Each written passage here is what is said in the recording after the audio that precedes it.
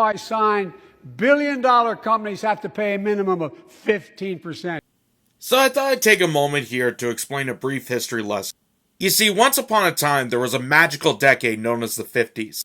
And in that time, there was a president known as Dwight D. Eisenhower, a Republican and former general of the Army, who enacted the progressive marginal tax rate, in which top capital earners, millionaires and billionaires, paid upwards to 90% of their tax. Among high regulations on big banks and wealthy corporations, it was known as the golden era of the economic boom.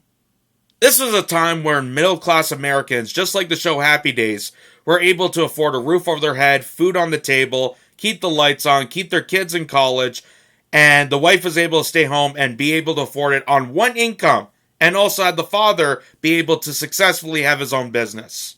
However, over the years, a bunch of narcissistic sycophants decided to gather together and say we needed more. To them, enough was never enough.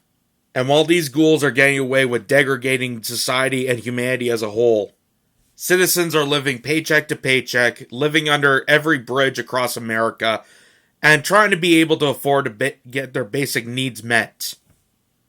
So to Joe Biden and the rest of the today's political swamp that hordes over the White House in Washington, and that's both Democrat and Republican, I say take your 15% of nothing and you can shove it where the sun don't shine.